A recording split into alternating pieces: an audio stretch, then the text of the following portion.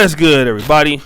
It's your boy, O'Shea Duke Jackson, back at it again with another episode of The Celebrity Junk.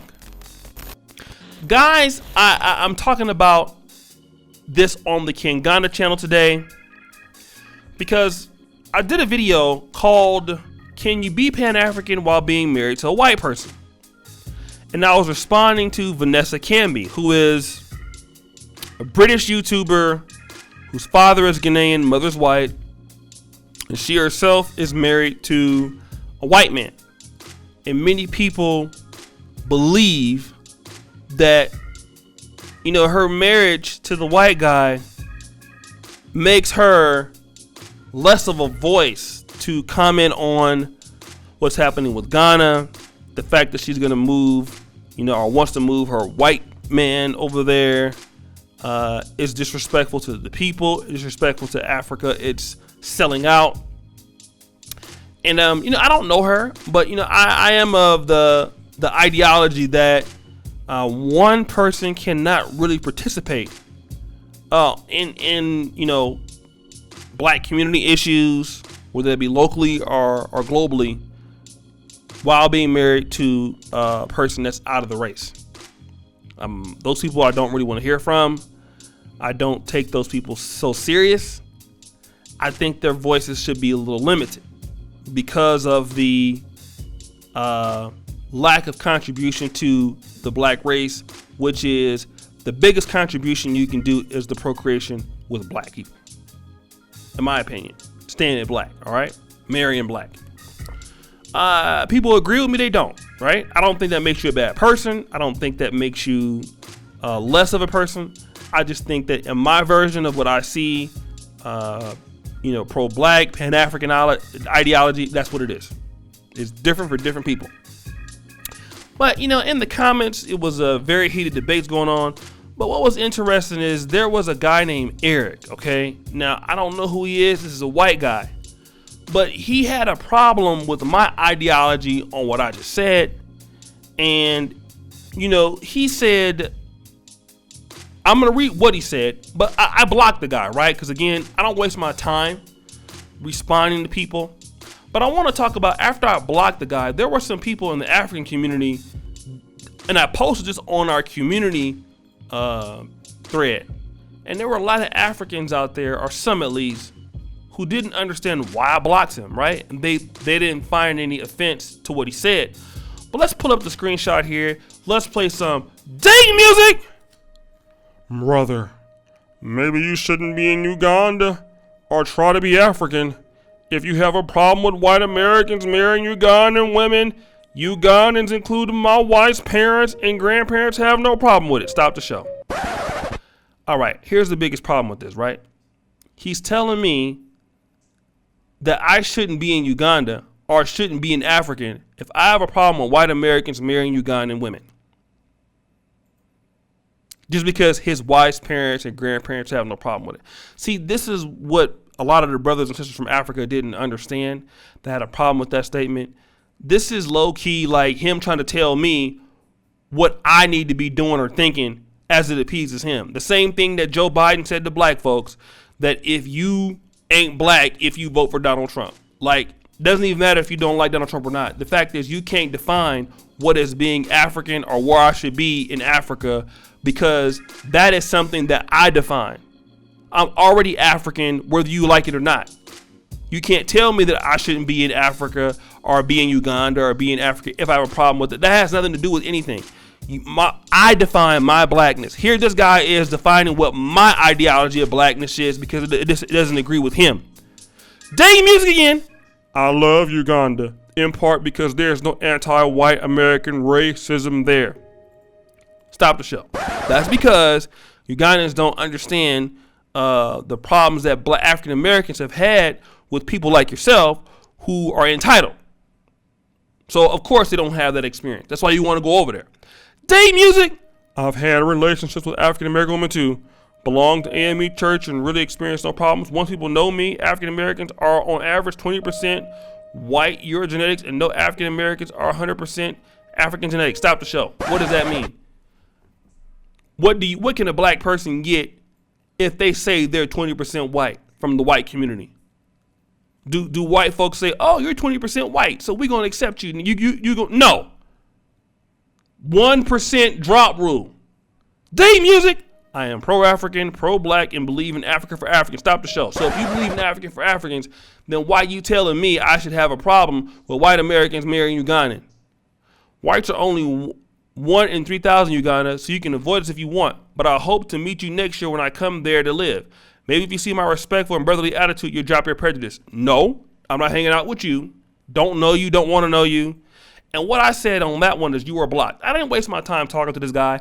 And that was my response to the video I did with Phil and the Chinese situation. I don't talk to people about the black community issues that are not black because simply they are not qualified to talk about them. End of story, right? I don't talk about you. I don't go back and forth with you about the stuff. I block you, right? Which is what we all should do. People like that have their ideologies about what they feel about the black community. Doesn't matter. You shouldn't be watching my page in the first place. But I want to go to some comments here that a lot of the brothers and sisters that was from the continent, and a lot of people understood. Some people didn't. All right. But there was a guy, that like, let's look at Eva Joy Shoria, right? She says this: sad music. God told us to love your neighbor as you love yourself. Remember, no one is perfect, black or white. We are all human beings who have the same blood, red in color. Let our God judge everyone who talks about bad and about another. Be blessed. All God is love. This mindset right here is what keeps blacks at the bottom. Okay. It sounds like this is a person defending the white person because that's kind of how we can be a little bit too forgiving. And, I'm just highlighting her comment because she went against the norm. Now, my brother Kizo, shout out to him. He's a Ugandan. He says he should shut up because he's a talker of all Ugandans. I think that's her. We don't like whites of all kinds, right? But, and then I also want to talk about,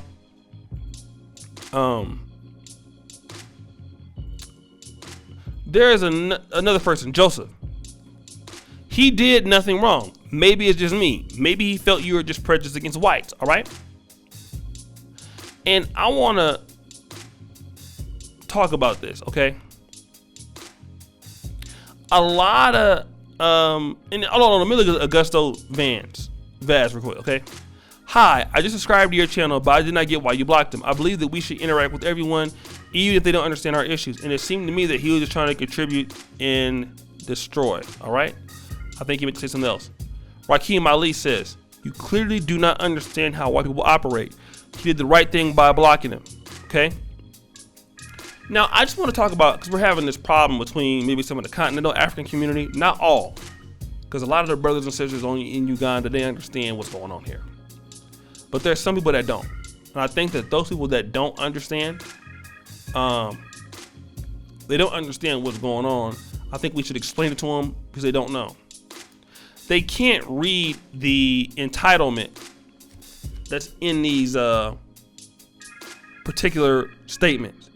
In blacks, we can see the racism in certain people's statements as not black by reading in between the lines. A lot of the brothers and sisters in Africa might have a problem with that. Some don't, because they have not interacted with some of the Caucasians, but we have.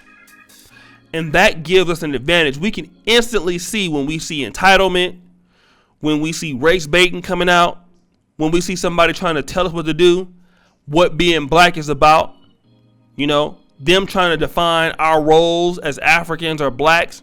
We understand that. And I think that some of the brothers in the comment section didn't know. So I want to tell you that it's not that, people were coming against the African brothers and sisters in the comment section, but it's just that we've been dealing with white people for a long time. In Uganda, you don't really deal with Caucasians like that because they're just not so many. In America, when they come here, they're the very minority case. In America, they're the majority. So we know what the racist undertones that goes with the commentary. So that's why we know. And when we come across people like this, we know the best thing to do is to not engage them. Everybody is not owed a debate or owed engagement. Okay? You know, it's not about being racist or thinking one person's race is the better or being prejudiced. I'm defining what I believe is Pan-African pro-black, and you cannot be a white person and be Pan-African. You cannot be a white person and be pro-black. Just like I cannot be a black person and be pro-Klan or pro-white. I can't.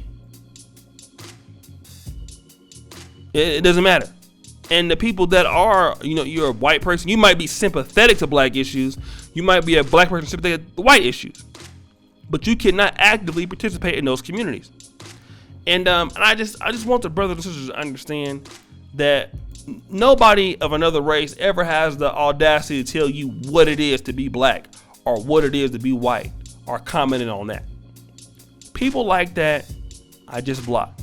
All right, guys, it's my time for today. It's your boy O'Shea Duke Jackson, back at it again with another episode of the Celebrity Junk here on the Kingana channel. Subscribe, hit the bell. I really thank all you brothers and sisters for all that you do. Keep it real. Kingana forever. I really appreciate you guys. Thank you so much. Subscribe, hit the bell. Peace out.